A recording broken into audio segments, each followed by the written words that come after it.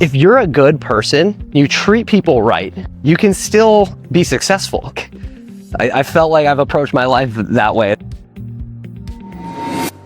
Welcome to the Creative Current Podcast, a show where I talk with Grammy-nominated musicians, Michelin-star chefs, and other creatives. Not the 5-step playbook to success, but honest, personal conversations about what it actually feels like to live a creative life. I'm David Rust, and creativity has shown up for me in the early days of building Lyft, in playing salsa music in Cuba, and in running a hospitality business on farms. Through all of it, creating has taught me some of the most interesting things about myself. So let's go meet some incredible creators and hear what they've discovered about themselves along the way. Today I'm talking with an amazing human and close friend, Brian Nichols. We first met when working together at Lyft. He's now the founder of Angel Squad, an amazing community that can help you learn how to invest in startups. They've invested over $70 million to date in over 100 companies and have over 2,500 members.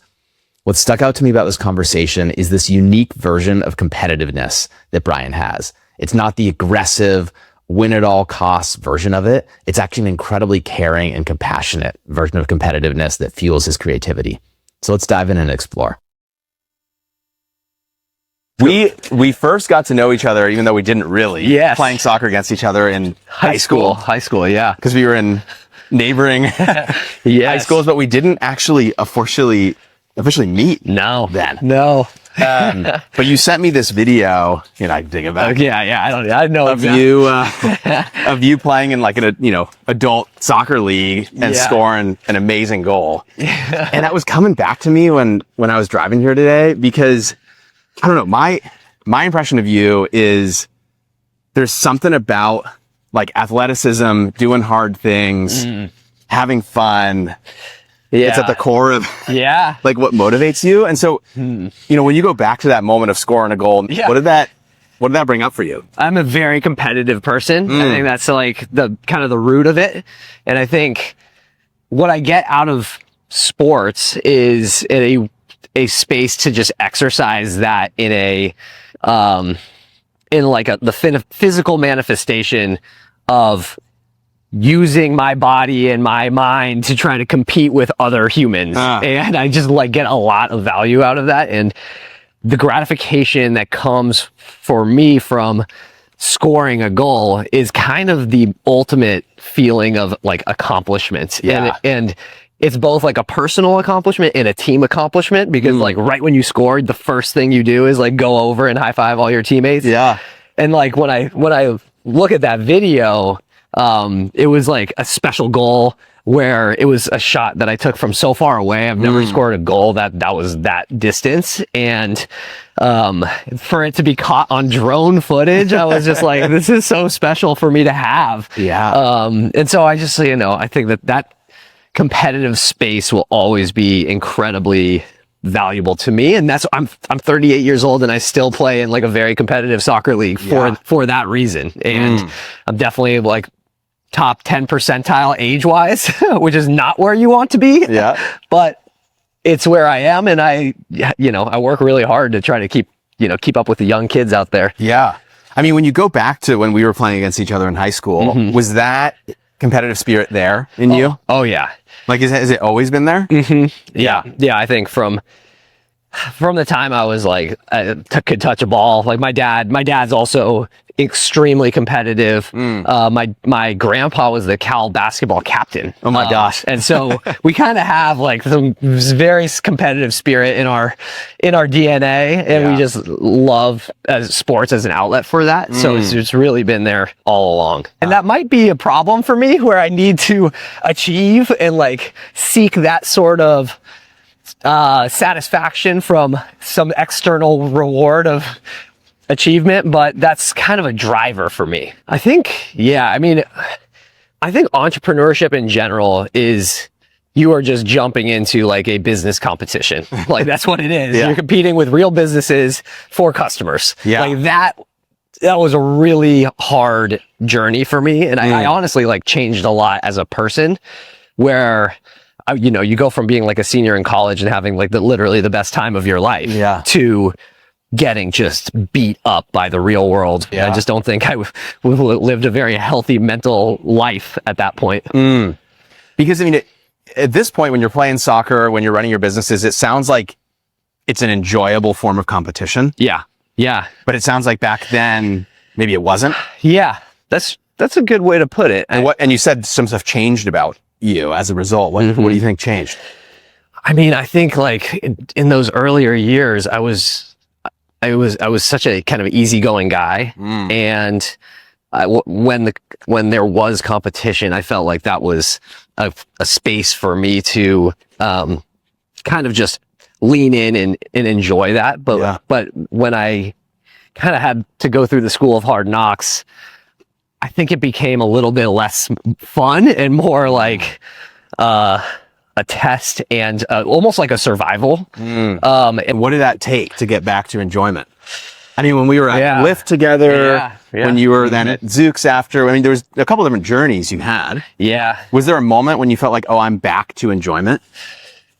I think this is classic, like winning solves everything. But like when I finally started a business that did really well and is doing really well, suddenly it became one. Yeah, the current one. Yeah. Suddenly it became very fun.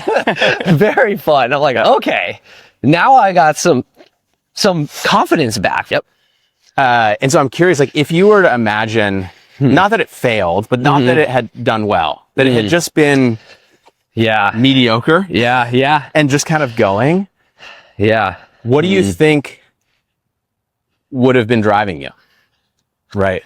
But I honestly, if I don't think I would be able to, because I feel like as a competitive person, like that's just, I'm looking for the accomplishments as a way to kind of confirm my abilities, which it's probably not the best way to look at things. But also what comes to mind to me is like, if you hadn't been doing this, you would have been competing in something else, right? Like I was remembering for sure. I think you run with the Bulls in Pamplona. I did. Yeah. And I think you were on The Price is Right. The Price is Right. Yes. Right. And I think of those as all forms of competition. I mean, you're literally running down the street, avoiding bulls. Yeah. Oh yeah. And trying to outrun, the nearest person so that you don't get hit. That's true, man. And Price is Right is a competition. And so, I don't know, it just feels to me like there's something in your DNA that, okay, yes, you can say you want to win and you feel better when you win, but that's also just part, I mean, Michael Jordan, like Kobe, I mean, all these like figures. Yeah. Have that in them. And so it just seems to me like if you weren't competing in some domain, you would find another domain to compete in. Oh, 100%. I don't think I'll be happy if I am not able to have like a competitive outlet, which is actually so that I have that from a business perspective, which I feel like, every day I'm still competing with my business. But on the hobby side, like that's why I still play soccer today, is I seek that competitive outlet. Yeah.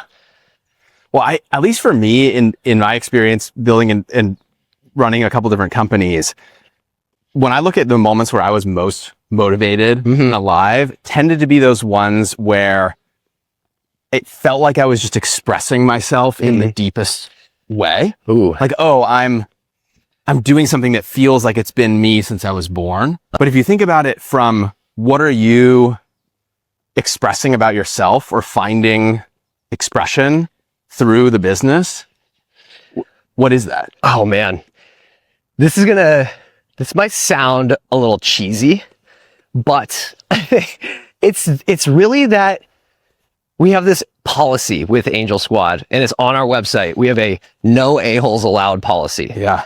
And the point of that really is we want people to feel like the good guy can win too, like nice guys don't have to finish last, and you can apply that to all genders, but it's just like, if you're a good person, and we really try to represent that as like the community leaders, but if you are a good person and you treat people right, you can still be successful. And I think we have seen that, like, that's how I feel. And like, I felt like I've approached my life that way, as like the good guy. Like I try to be the nice guy, and I think like being authentic to that and as the leader of the community and Hustle Fund really demonstrates this in the best way, I think. That feels connected to the sense of expression of yourself. Exactly. Would you say that you So being a nice guy, being an asshole. Not being an asshole really is yeah. Did that feel like at some point in your life that wasn't Yes. allowed or wasn't accepted? Yeah. At a couple of the startups that I worked at, it was kind of like encouraged to be the asshole. And when you look around the VC industry, like there are just objectively a lot of assholes, and it's known for that. Like VCs are known for being assholes. Yeah. I think a lot of people, and you look at Twitter and how some of the big tech, titans treat people just in public on Twitter. Like, I think people are encouraged today to think that they will succeed more if they are assholes. Right. Through your business, the thing that you were ultimately able to ship or demonstrate was that you can be successful and be nice at the same time. Right. Like, how would that feel? I mean, I already feel like it's so validating. Like it's like, I feel so encouraged to keep working hard, because I'm like, this is actually having a real impact that you can see and feel. Yeah. And I want to keep that going. It's like a good motivator. And yeah, I think you make a good point. Like part of what's given me a lot of life about this is like the business itself has done well, but I think like from a financial perspective, but I think it's probably more valuable to know that because that business is doing well, it has created the space for this mission side to really take hold. I feel like there's always this sense of, at least in my brain, the wording to it is a company or the founders are always shipping at least two products. There's the product, which is the thing that we know about. Yeah. And then there's what it's satisfying for the leaders. Like the product, it's almost the product that they receive.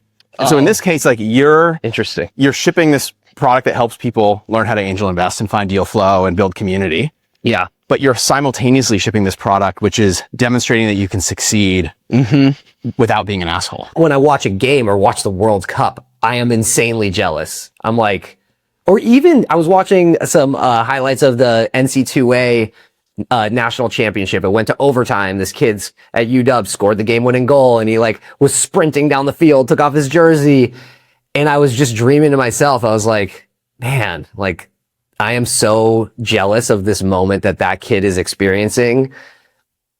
I wish, in the parallel world that like I had done that too. Yeah. Well, and I feel like jealousy always shows us what we want most. Yeah. Right? Because it's like you slightly shift the frame from jealous to clearly you want that thing. Yeah, totally.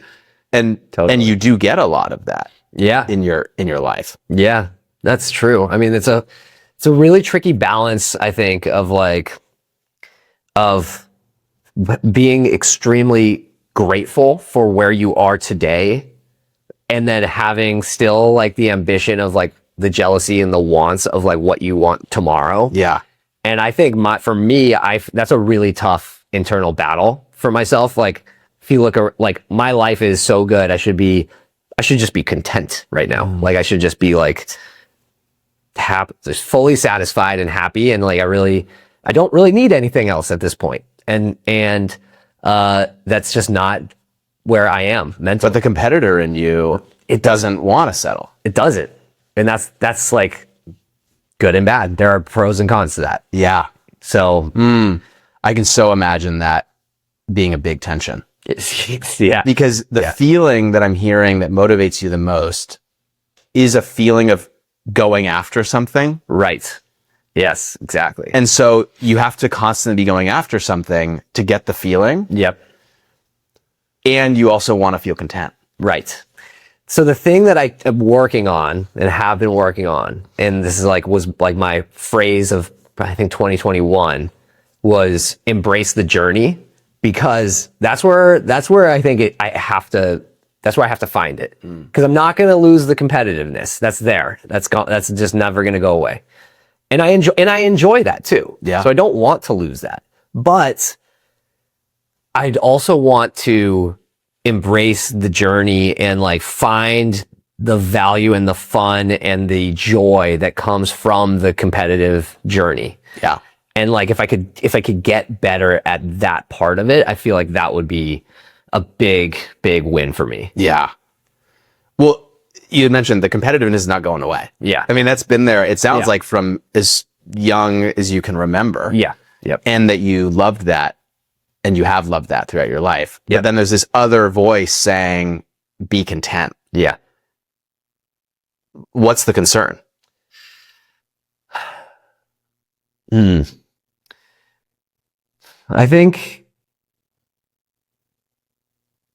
guess like what's the concern? Why do I have to keep chasing?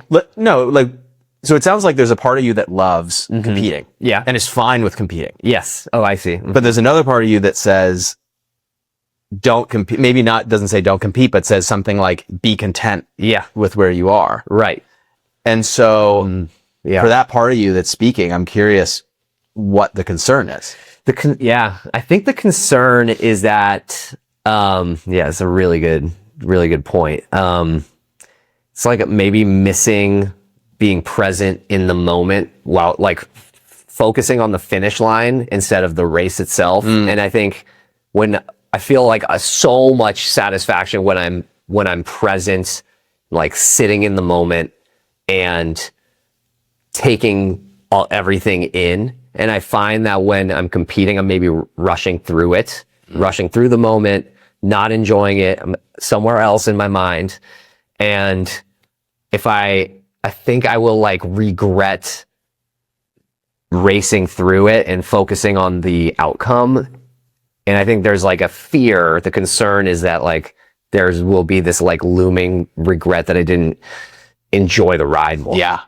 Is there a moment when you felt both? Because you said there's this fear of, I'm going to race to the finish line. I'm not going to enjoy the journey. Yes. And you had this mantra for a year of embrace the journey. Yeah. Are there moments you can think of when it was all coming together, when you were competing, when you were going after something, but you were also present in the competition? Yeah. I mean, that's back to sports, man. I really think that's where it is so easy for me to just fall into the moment, compete. My mind is fully focused, because really like that's also going to help with the outcome if I'm like really focused on what's happening in front of me. And I think it's the moments where I'm like, I'm unable to turn off the competitive mind that I'm still in when I should be not competing. Like, let's say with my kids in the playroom, they're 5 and 7 now. And especially this was hard when they were like 1 and 3 and they're just kind of puttering around, like knocking stuff over. And I'm like sitting there watching them like, oh my God, these are my kids. I'm here, I'm present for the moment for a few minutes. And then boom, my mind is like back to competing on my business. Yeah. Or like, I need to go work out because I've got a soccer game this weekend. Like I need to get fit. And so I'm not there for a lot of the moments that I maybe could be. And I think that kind of like deteriorates some of the value of like that present moment. If your mind is wandering too much and you're like wishing you were there, but you are here and you're just constantly feeling these pulls in different directions. Like you're not doing this because you're sitting here and you're not doing this because your mind is over here. Yeah. And so it's, I mean, in your office that we were looking at before, you have the poster that says be here now. Right. Exactly. Which is, I mean, like the Ram Dass, quote of it, but it's so that. It's so that. And it's so hard. It's so hard, I think, for most people. Which is probably why you have it on a wall. That's right. That's exactly why I have it on a wall. It's probably going to be there for your whole life. Yeah. Because that's a lifelong practice. Exactly. And practice is the right word. It's like fully a muscle. And I think the more time I lean into that, like I go through stretches, like I was good at that for a period and then I was bad at that. And I think like you kind of, it atrophies. It's one of those things that atrophy. I mean, I'm getting curious, given how much you love to compete and do hard things, I'm like, how could you love that competition? Love the competition of competing. Love the competition of being here now. How hard it is to reconcile being here now and wanting to be somewhere else. Yeah. Like that's a very hard thing to do. That's true. Like point the arrow of competitiveness at that practice. And it's being a practice in the same way with sports. Right. That's interesting. Yeah. That would be a good framing to like really try to lean into it. I think that would be a very good framing for me. I think the trick will be like, how do I, like, part of what I love about competing is feeling like I won something. And so how do I get to the point where like I feel like I won something? But it seems like winning isn't just an end state for you, right? So scoring a goal in soccer was like you won in that moment. Yeah. With your business, there's no. You've won in the sense of you make a living from it. Yep. The product works. Yep. But it's not done. Right. It's never done. And so if it's just these milestone moments of feeling victory, yeah, I wonder what would one of those milestone victories be in that competition? Yeah, that's a good point. I mean, I think a milestone would probably just be amount of time spent working on it, right? Like, here's an example for fitness. I wear an Apple Watch when I work out now, and I'm tracking closely like how much time I'm spending in zone 4 because I spend a ton of time in zone 4 playing soccer. And so like to prepare for that, I need to be in zone 4 more than I am. So I'm looking at the number of minutes I'm in zone 4, like every week. And I think there's something there where if I like time myself just sitting and being like present, I would be able to practicing it. The total number of minutes spent practicing it would be like a way to kind of convince myself that I am doing well in this competition. That you're getting a victory. Yeah. I mean, my buddy Michael once drew this distinction for me between input goals and output goals, which has been so freeing for me. Yeah. Because an output goal is something that you can't control. Right. Like, do you score the goal? Yeah. Do you win the game? Right. Yeah. Does the business succeed? Yeah. It's not in your control. But the input goals you can, which is like, how many minutes are you shooting hoops? Right. How many, shots are you taking on goal as a practice? Yeah. Right.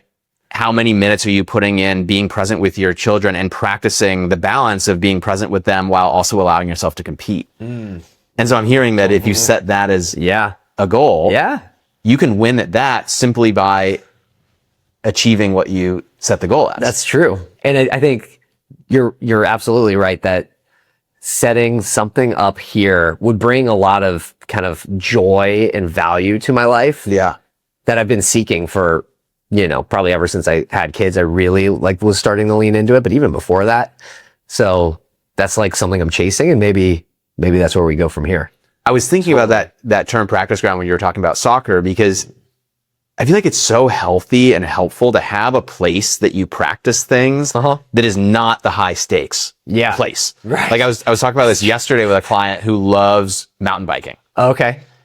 And for him, like, that's his practice ground, right? He gets to nerd out on the gear that he wants to buy. He gets to see how hard to push himself, and he's learned what the max is, and that if he just pulls back by 5 or 10%, he can still go really hard, but sustainably. So there's all these little things he's learned. And then he gets to think about, what is pushing myself to the limit and then going back 5 to 10%, like when the stakes are really high in my work, in my livelihood. Right. And so it seems like for you, sports is also that practice ground. It's true. Yeah.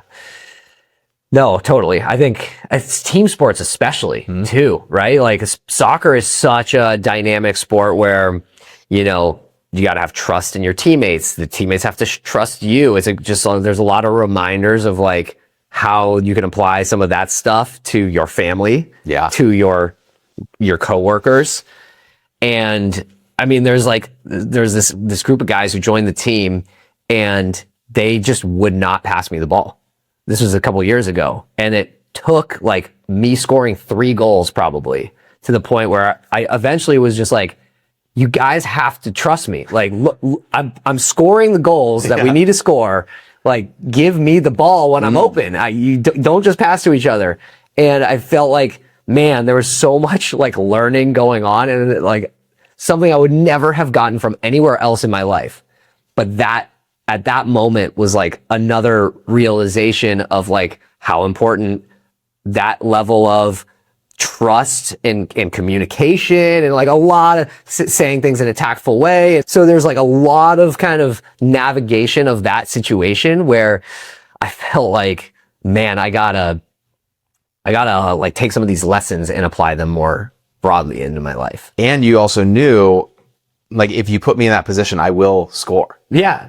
Give me the chance. Give me the chance. I was thinking as you were talking about competing, like, who are people who you feel like are doing an incredible job at managing this tension that you're talking about between being incredibly competitive, wanting to win, but also being really present with their families, with their friends, just in life?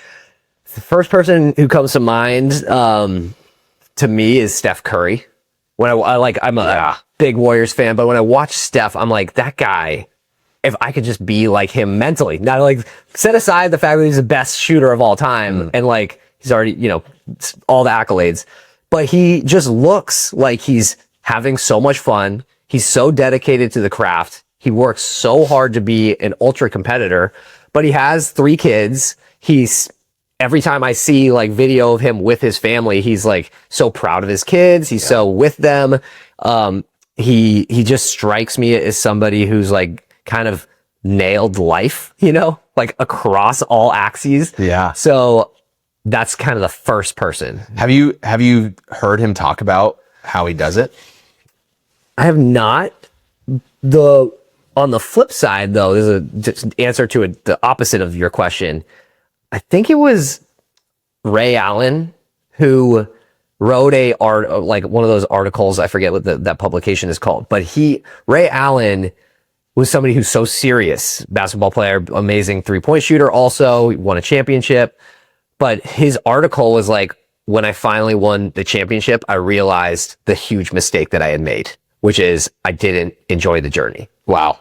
And that was so powerful for me to read because I was like, holy shit. And I think that's probably right around when I was like, I need to embrace the journey. He's like, what was all this for? It was for that. I got to celebrate this championship for like a day. Yeah. I made it. I got the trophy, whatever. I got the ring.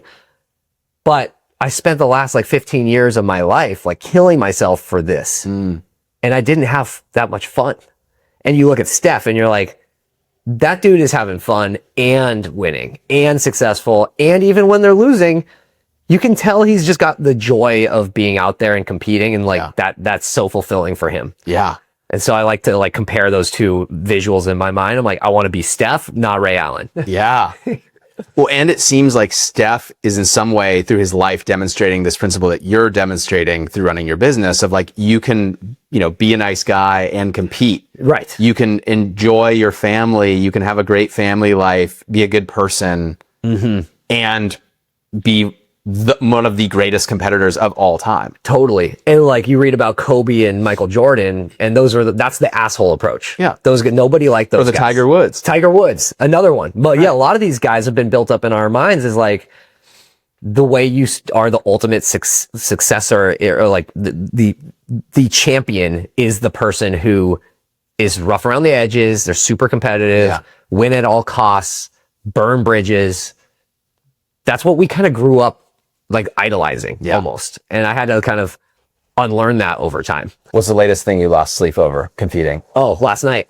Yeah? Yeah, last night I lost a lot of sleep. The competitive fire is fully lit in me right now because I'm like, wait,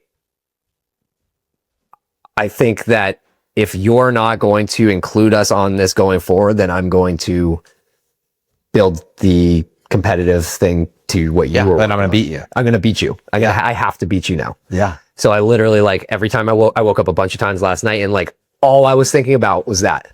Yeah. Every time. It was so annoying. Yeah. Yeah. Oh. Yeah. And I told that to somebody on the phone, like one of my colleagues on the phone yesterday. I was just like, oh man, like I feel like incredibly kind of misled and angry, and the fire is here. And he's like, oh boy, like I remember what this looks like for you. That's the like non-intentional competition. It's that the competition was brought to you. Exactly. And I didn't want that. And I was like, but now it sounds like we have to do this. Yeah. So it's on. Yeah. And I am like very much ready to go to battle now. Yeah. And that's coming. So I mean, describing it as fire, it's like, there's also, I mean, it's kind of fun in some ways to see like when a fire gets stoked. Oh, totally. Well, that's part of like as I'm entering this fire right now, I'm like, okay, like this is a test for me to try to embrace this journey because I love this stuff. Like how do you embrace the fire? I got to embrace it. I love this competition. I know what to do. I feel so much fulfillment in like, the day to day when I like feel like I'm attacking something like this. And I know that there's a long list of things that I need to do. And I just got to like keep working through the list and making good decisions along the way. It gives me like a ton of joy. And it's one of those things where it's double edged because like I'm going to put a lot of my energy into this, which leaves less energy for other things. So that's the downside. But I also like, I definitely do some of like the forecasting or backcasting where it's like, when I am retired someday, this is the stuff I'm going to miss the most. Oh, wow. So you already know that. I already know Meaning that. if you, like, let's say you chose not to compete in this moment. Yeah. You would look back and be like, why didn't you? Oh, yeah. This is an opportunity. This is a great opportunity for me to compete. It's these sprints of this type are the things that I know for sure when I'm done, I'm going to be like, where is that? That is a missing part of my life now. And I like miss it. And there's not going to be a way to replace it. Yeah. And I'm going to have to like channel that into some other things. And like, also I'm a little bit aware of the fact that like when my kids are older and they're then in the competition, I'm going to be jealous of that. Yeah. I'm going to want to help them and they're going to be like, back off, dad. Like, dude, get out of here. This is not for you. This is for me to win.